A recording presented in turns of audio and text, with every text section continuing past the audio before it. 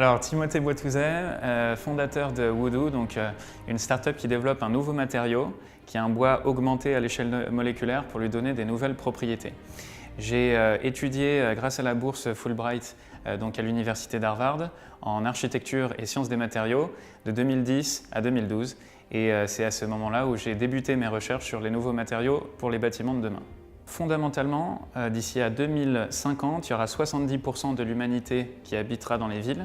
Et par exemple, la Chine a consommé plus de ciment pour faire du béton entre 2011 et 2013 que les États-Unis pendant tout le XXe siècle. Alors, en tant qu'architecte, on se doit finalement de penser avec quels matériaux on va construire les bâtiments de demain. On peut plus, le 21e siècle, on est obligé de réinventer des matériaux. On ne peut pas construire le futur avec les matériaux d'hier.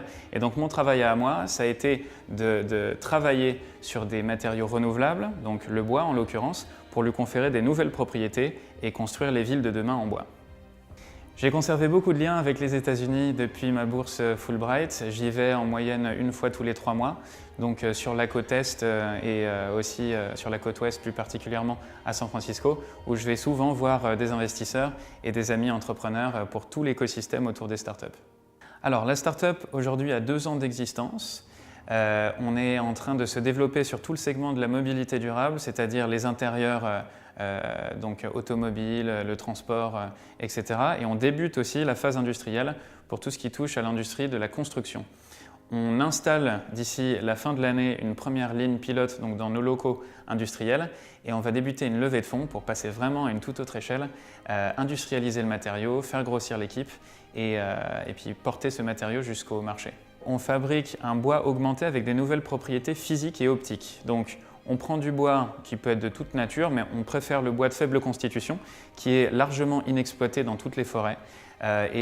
Donc on le rend translucide, imputrescible, plus résistant au feu et plus rigide, tout ça pour construire les gratte-ciels donc des villes de demain. Aujourd'hui, on a 2 ans d'existence, on est en train d'industrialiser le procédé, on va installer une ligne pilote dans nos locaux industriels et d'ici la fin de l'année, commencer un processus de levée de fonds pour passer à une toute autre dimension sur le plan industriel. Alors Fulbright for the Future, ce que ça signifie pour moi, c'est d'une part une reconnaissance que ce à quoi je me dédie tous les jours, ça a un vrai impact sur la construction du monde de demain. Une reconnaissance donc, qui n'est pas uniquement française mais aussi américaine, là où a débuté finalement toute cette histoire, et se rapprocher de l'écosystème américain, notamment dans le cadre de la levée de fonds et aussi pour tout ce qui est production du matériau, là où l'industrie du bois est très développée en Amérique du Nord. Pour moi, tout d'abord, le programme Fulbright il a été fondamental dans ma relation avec donc les autres boursiers Fulbright étrangers à Harvard qui venaient de tout horizon, d'Asie, du Moyen-Orient, d'Afrique, qui était vraiment une communauté à quelque part d'excellence, de visionnaires et avec qui je continue aujourd'hui à lier des liens. Aussi, fondamentalement, Fulbright, c'est connecter par la curiosité des domaines qui ne sont pas forcément reliés et finalement, moi, en tout cas c'est ce que je vois à mon échelle, c'est là où se crée l'innovation. Quand on connecte des domaines qui ne sont pas connectés, c'est là où il y a un nouveau futur qui se crée et pour moi c'est fondamental et ça s'incarne dans la communauté Fulbright. I would like to thank the organization for believing in what I'm doing and for granting me this award. I'm looking forward to meet the future Fulbright grantees as well, to become part of the community, not only of bright minds, but also of game changers.